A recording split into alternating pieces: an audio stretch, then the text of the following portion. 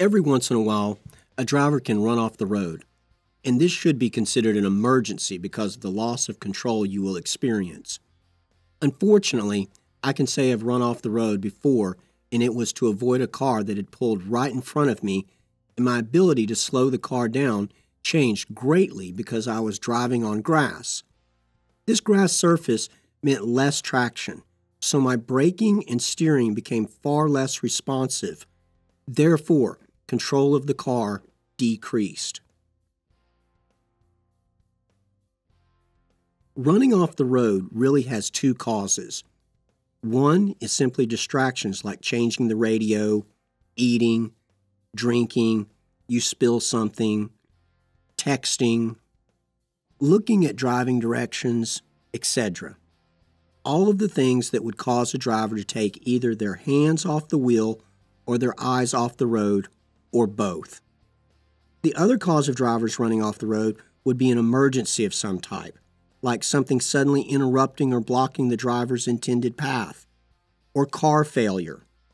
Examples of these emergencies might be your brakes failing, or the car in front of you screeches to a stop. In either event, you might be better off swerving to the right than having a collision with cars in front of you. Side note here. In an emergency swerve, in America, always swerve to the right. If you were to swerve to the left, it would leave you in the lane of oncoming traffic. So swerving to the left is a never-do action. Always go to the right. In this picture, we see the car has run off the road. One of the key issues here is the edge. If this edge were 3 to 4 inches tall, we would have a real problem because once we run off the road, that edge would act like a barrier and keep us from getting back on the road easily. Now, imagine, if you will, driving down the road and you do run off the road. Your natural instinct will be to quickly steer back onto the road. This decision can change your life.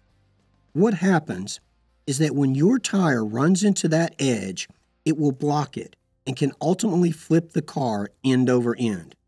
Let's watch this video to get an idea as to what happens.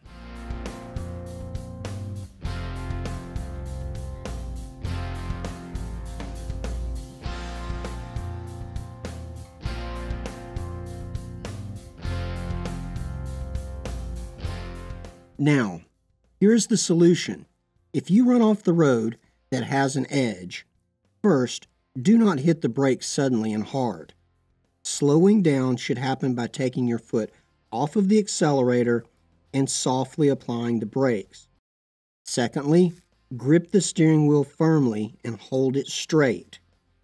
Expect the steering wheel to want to move around because your car is now off the road on an uneven surface. Now, by steering straight and slowing down before you try to re-enter the road, you should be under control. Once under control, take your car to the right and then try to get back over that edge so that the tread of the tire meets the edge, not your tire's sidewall.